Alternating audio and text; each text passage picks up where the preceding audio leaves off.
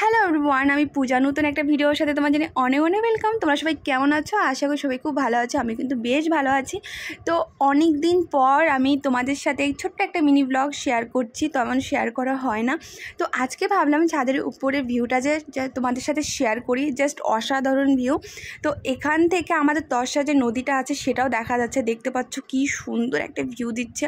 মানে এটা সকালের ভিউ, মানে চারোদিকে গাছপালা আর বাড়ি, মানে সত্যি ভিউটা আমাকে খুব ভালো লেগেছে। আর তেমন আমি ছাদে উঠি না, তো অনেক দিন পর আজকে ভাবলাম একটু ছাদে গিয়ে একটু তোমাদের সাথে মানে এই ভিউটা শেয়ার করি, সেই জন্য এই করা। তো সত্যি খুব ভালো লাগছে। তো আজকে আমি কিছু কথা বলবো এখানে।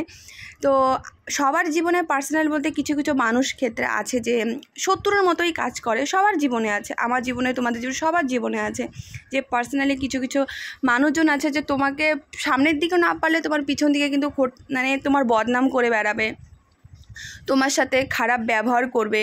মানে কিছু তো করতে পারবে না অবশ্য, কিন্তু হ্যাঁ তোমাদের পেছনে ওরা লেগেই থাকবে। আর তারাই আবার বড় বড় ক্যাপশন দিয়ে বলে তাদের নাকি প্রচুর শত্রু, আমরাই নাকি তাদের মানে কথা ভেবে ভেবে সারাদিন কাটাই। কিন্তু সত্যি কথা বলতে ওরাই কিন্তু সারাদিন কথা ভেবে ভেবে কিন্তু ওদের দিনগুলো কাটছে কিন্তু। তো বলে না মানুষের সাথে পারা যায় না, সেটাই হলো কথা। মানে এখন মানুষের সাথে মুখ লাগাও মানে বেকার, বলতে পারো বেকার। এখন সবাই জ্ঞানী। আর একটা কথা আমি বলবো, নিজের হাজব্যান্ড কি কাজ করে না কাজ করে সেই কথাই বলতে পারে না, মানে লজ্জা করে। নিজের হাজব্যান্ড কি কাজ করে না করে সেটাই যদি ওর লজ্জা বোধ হয়, তাহলে বন্ধুবান্ধবকে তার সাথে সম্পর্ক করে কী বোধ হবে। মানে এই জিনিসটা আমার খুব হাসি পায়, মানে সত্যি ভীষণ হাসি পায় এই জিনিসটা। নিজের হাজব্যান্ড কেউ যদি যখন জিজ্ঞাসা করে তোমার হাজব্যান্ড কী কাজ করে, সেই কথাটা বলতে ওর লজ্জা বোধ হয়।